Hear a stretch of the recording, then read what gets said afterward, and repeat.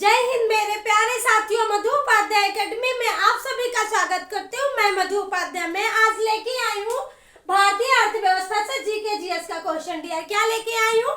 भारतीय अर्थव्यवस्था से जीके जीएस का क्वेश्चन, जो कि मैं बिना लेट किए आप सभी को पढ़ाऊंगी। डियर उससे पहले मैं आप सभी से एक ही बात कहना चाहती हूँ कि अगर आपने अभी तक मेरे चैनल को सब्सक्राइब नहीं किया है तो सब्सक्राइब करके बेल आइकन दबा लीजिए, ताकि जब भी मैं कोई पोस्ट डालूं डियर तो आप तक तुरंत पहुंच जाए। डियर और सबसे इम्पोर्टेंट बात यह है कि मेरी गलतियों को भी आप लोग कमेंट पे जरूर बताएं, ताकि हम अपने गलतियों का सुधार कर सके।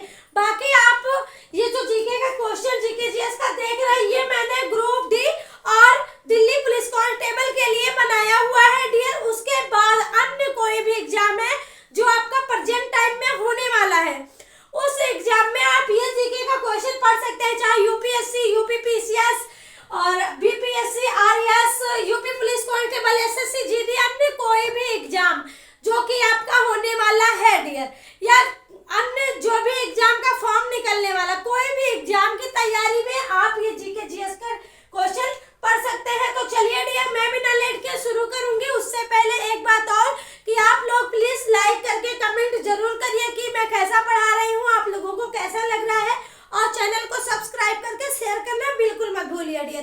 तो चलिए बिना लेट के शुरू करते हैं। मिश्रित अर्थव्यवस्था का अर्थ है, मिश्रित अर्थव्यवस्था का अर्थ क्या है डियर? सार्वजनिक एवं निजी उद्योगों का सह अस्तित्व, यही होता है मिश्रित अर्थव्यवस्था का अर्थ। मिश्रित अर्थव्यवस्था का अर्थ होता है सार्वजनिक एवं निजी उद्योगों का सह अस्तित्व। ठीक है, और नेक्स्ट क्वेश्चन है आपका, अर्थव्यवस्था प्राथमिक क्षेत्रों में शामिल किए जाते हैं कृषि, वन, उत्खनन, ये सभी। ठीक है डियर, ये सभी शामिल किए जाते हैं। अर्थव्यवस्था के प्राथमिक क्षेत्रों में शामिल किए जाते हैं, तो कृषि, वन और उत्खनन ये तीनों किए जाते हैं। नेक्स्ट क्वेश्चन है आपका, अर्थव्यवस्था में द्वितीय क्षेत्र के अंतर्गत शामिल किए जाते हैं, तो गैस, लौह इस्पात और बिजली, ये सभी। ठीक है, ये सभी शामिल किए जाते हैं। अर्थव्यवस्था के द्वितीय क्षेत्र के अंतर्गत शामिल किए जाते हैं, तो गैस, लौह इस्पात और बिजली। और नेक्स्ट क्वेश्चन है आपका, अर्थव्यवस्था में तृतीय क्षेत्र का संबंध है अब देखिए, पहले में था कृषि, वन और उत्खनन, और द्वितीय में था गैस, लौह इस्पात और बिजली। अर्थव्यवस्था के तृतीय क्षेत्र का संबंध जो है वो है परिवहन से, व्यापार से और डाक सेवा से। ठीक है, डाक द्वारा हमारे लिए चिट्ठी या बहुत सारे पार्सल जो भी है वो डाक द्वारा आती थी। अब तो ऑनलाइन हो गया है, सब कुछ ऑनलाइन ही आ जाता है, लेकिन पहले डाक सेवा था। ठीक है डियर, तो और परिवहन जो कि चलने के लिए बहुत जरूरी होता है, जैसे अभी तो बहुत सारी गाड़ियां, बहुत कुछ उपलब्ध है हमारे लिए, लेकिन पहले ऐसा कुछ नहीं था। तो परिवहन तृतीय क्षेत्र में परिवहन का जो है उससे संबंध है। ठीक है, और व्यापार जो कि करना, अभी बिजनेस हो गया है, पहले व्यापार बोलते थे, अब तो बिजनेस बोलते हैं। बहुत सारे लोग व्यापार नहीं बोलता, कोई नहीं कहता कि मैं व्यापार करना चाहता हूँ, हर कोई यही बोलता है मैं तो बिजनेस करना चाहता हूँ। ठीक है, तो बिजनेस जो है वो भी इम्पोर्टेंट था। तो अर्थव्यवस्था में तृतीय क्षेत्र का संबंध परिवहन, व्यापार और डाक सेवा से। ठीक है, तो ये सभी से है, ये सभी से है। ठीक है डियर, नेक्स्ट क्वेश्चन है, सेवा क्षेत्र अर्थव्यवस्था के किस क्षेत्र को कहा जाता है? सेवा क्षेत्र अर्थव्यवस्था के किस क्षेत्र को कहा जाता है? द्वितीयक या तृतीयक? तो तृतीय क्षेत्र को कहा जाता है। सेवा क्षेत्र जो है डियर वो तृतीय क्षेत्र है। ठीक है, देख लीजिए, परिवहन भी सेवा है, डाक सेवा भी सेवा है, व्यापार करना भी सेवा है कि गरीबों का मदद भी कर सकते हैं हम लोग। अगर व्यापार कर रहे हैं तो उनमें से हम बहुत सारे लोगों की मदद भी कर सकते हैं, अगर हम करना चाहें तो ठीक है, तृतीयक होगा डियर। सेवा क्षेत्र का अर्थव्यवस्था के किस क्षेत्र का को कहा जाता है? तो तृतीय क्षेत्र को कहा जाता है। ये 5 क्वेश्चन आप एकदम अच्छे से देख लीजिए। अगर अब भी आपको कोई दिक्कत, कोई परेशानी है या आपको कुछ समझ में नहीं आता है तो आप कमेंट में जरूर बताइए, हम उसे जरूर सुधारेंगे डियर। तो चलिए नेक्स्ट क्वेश्चन है आपका, भारत में सबसे पहले किसने राष्ट्रीय आय का अनुमान लगाया था?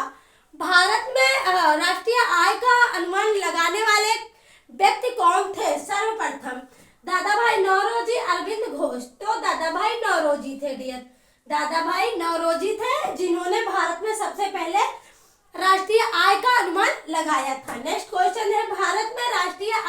गणना का कार्य कौन करता है?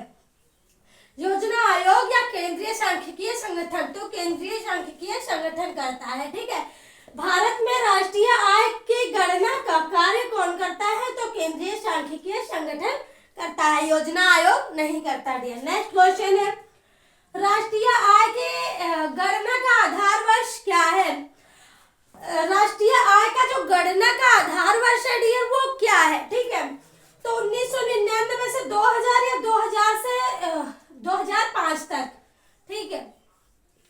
तो 1999 से 2000 तक है। ठीक है डियर। राष्ट्रीय आय की गणना का आधार वर्ष जो है 1999 से 2000 तक का है डियर। नेक्स्ट क्वेश्चन है, भारत में राष्ट्रीय आय की वैज्ञानिक गणना का क्षेत्र किसे दिया जाता है? J.R. Stone, professor B.K.R.B. Rao को दिया जाता है। Professor B.K.R.B. राव को दिया जाता है। भारत में राष्ट्रीय आय की वैज्ञानिक गणना का क्षेत्र किसे दिया जाता है? तो प्रोफेसर B.K.R.B. राव को दिया जाता है। ठीक है डियर। नेक्स्ट क्वेश्चन है, इंडिया विजन 2020 क्या है? इंडिया विजन 2020 क्या है? तो योजना आयोग द्वारा भारत को 2020 ईस्वी तक विकसित राष्ट्र बनाने के उद्देश्य से तैयार किया गया दृष्टि पत्र है। ठीक है।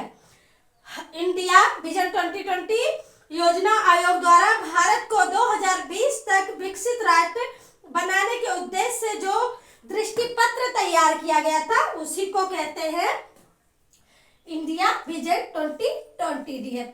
ये भी आप क्वेश्चन अच्छे से देख लीजिए। अगर इसमें भी आपको कोई दिक्कत परेशानी है या आपको कुछ समझ में नहीं आता डियर तो हम उसे जरूर सॉल्व करेंगे। आप लोग उसे कमेंट में बताइएगा। बाकी जो भी आपको नहीं समझ में आया या जो भी आप पूछना चाहते हैं वो कमेंट में पूछ सकते हैं।